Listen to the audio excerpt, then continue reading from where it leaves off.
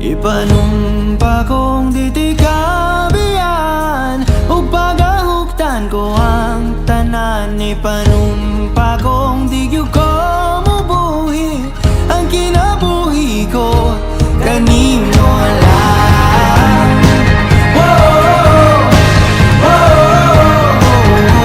Kanimo lang.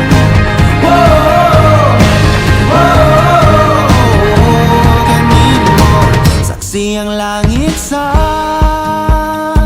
mga mata ko nga nigyud kapuyon ug ang akong dughan. Kanunay ngalan mo lang ang sangpiton ug di ko magduha-duha og tikang kung mahulog ka andam kung mahulog uban di sana sa tadadon nining panahon. Ipanumpa kong ditikabian ug pagahugtan ko ang tanan. Ipanumpa kong di gyud ko mabuhi ang kinabuhi ko kanimo lang.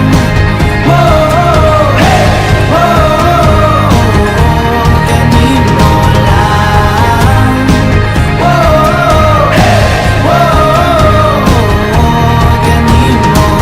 Ako ang dalangpan,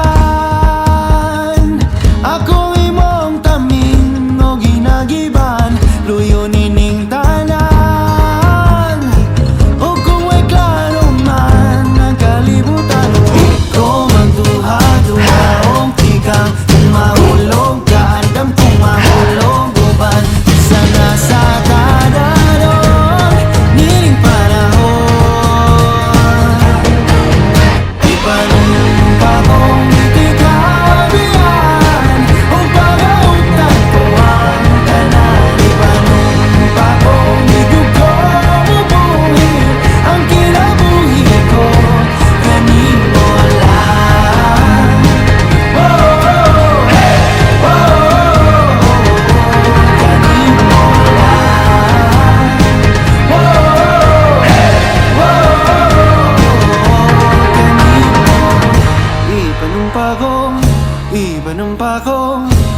Ipanumpa kong ditikabian. Ipanumpa kong ditikabian. Ipanumpa kong ditikabian.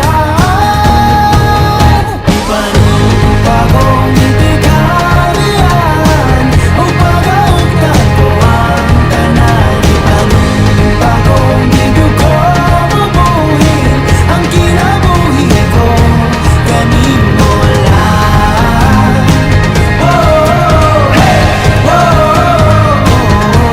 Kanimo lang.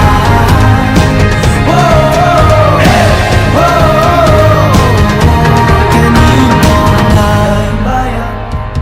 Dayong bayabayubang, dayong bayabayubang. Sa bawat yugto ng aming bansa, may mga puok na kumakatawan sa mayamang kasaysayan, kultura at heograpiya ng Pilipinas. Isaalaysay natin ang kwento ng tatlong pangunahing isla nito, Luzon, Visayas at Mindanao.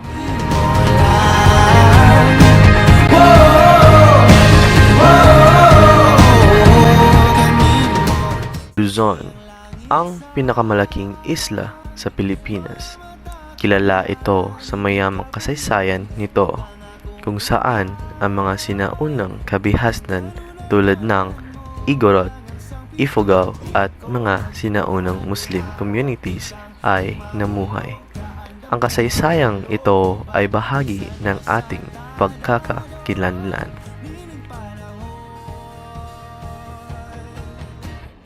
Makikita ang magandang kombinasyon ng natural na yaman mula sa Bulkang Mayon sa Bicol, ang magandang tanawin sa Cordillera at ang makasaysayang Intramuros sa Maynila.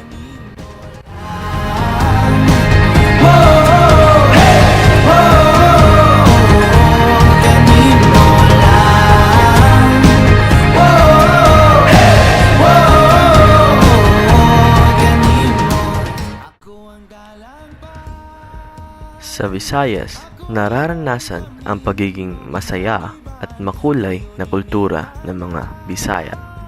Ang mga pook tulad ng Cebu at Bohol ay kilala sa kanilang maligayang festivals at mga makasaysayang simbahan.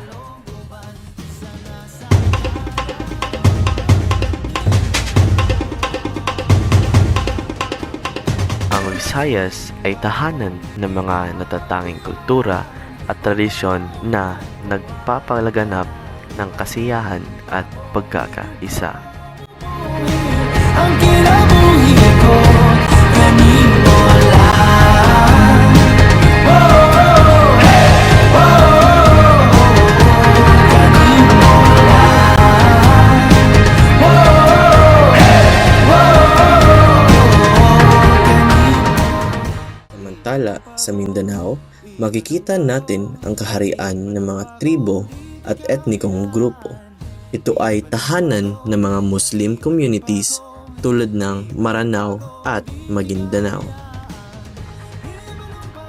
Ang Mindanao ay nagbibigay daan sa pagkakaunawaan ng iba't ibang kultura at pananampalataya, isang lugar ng pagtutulungan at pagkakaisa.